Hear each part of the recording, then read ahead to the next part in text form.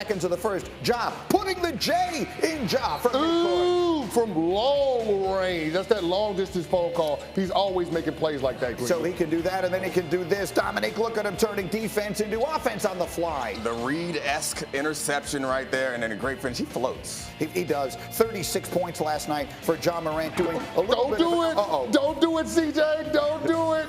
Make that business decision. But look at that. Switching hands in the air and still dunking. Jordan-esque. Again, 36 points for Ja last night, but it wouldn't be enough. No one talks about Brandon Ingram, but he is spectacular. He had 19 last night. Young little baby Durant, he's killing him. He always has been. And then C.J. McCollum, who you mentioned a moment ago, had a little bit of a slump, but he shot his way out of it last night. He had 30, so Ja's 36, not enough. Pelicans, without Zion, get the win, 113-102. And with that, we bring in the one and only senior NBA insider, Adrian Wojnarowski. Woj, let's dive into this. I got people this morning in our meeting telling me two things. Ja is the MVP, and the Grizzlies are going to win the West. What do you make of either or both of those? Both, Greeny. Both are very possible. And I think especially, for Ja Morant, team success certainly helps with winning an MVP. And this is a Memphis team that has every opportunity to emerge as the one seed in the West. They got Jaren Jackson Jr. back last night, his first game this season after offseason foot surgery. 5 block shots. His minutes will continue to increase.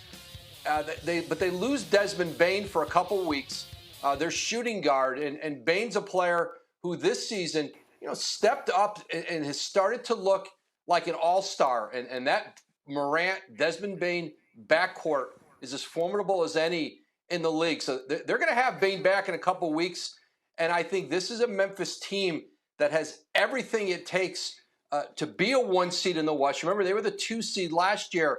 And right now, Ja Morant, interesting stat with him, 3rd most paint points in the league over the last couple of years. The last 4 MVPs, Giannis Antetokounmpo, Nikola Jokic, both 7-footers, of course. The only 2 players with more paint points than him. This could be Ja Morant's year. Absolutely. He's just spectacular. And, of course, they gave the Warriors all they could handle in the playoffs last year. And now the Warriors, Woj, and obviously on Countdown, you're with us every week. Almost everybody picking the Warriors to repeat this year. They haven't won a game on the road all season long. What level of concern are you sensing coming out of San Francisco right now? Certainly, Greeny, not a level where I think the Warriors are thinking about changes or they've got to make trades or really impact this roster. I think they think the answers are still within. This is a team that's really gotten poor performance from their bench, especially on the defensive end. Steph Curry is having an historic season, averaging 30 points and 50% shooting from the floor, 40% from 3, and 90% from the line. No one's done that since his unanimous MVP season. But this is a team, I think especially on the defensive end, 28th in the league in defensive efficiency. That's where their improvement has to start. And I think as their younger players start to be able to give them better minutes, more meaningful minutes, this is a team that I think is certainly going to be back in contention. But I think right now it's not an easy road to a repeat for Golden State. They've got a lot of work to do.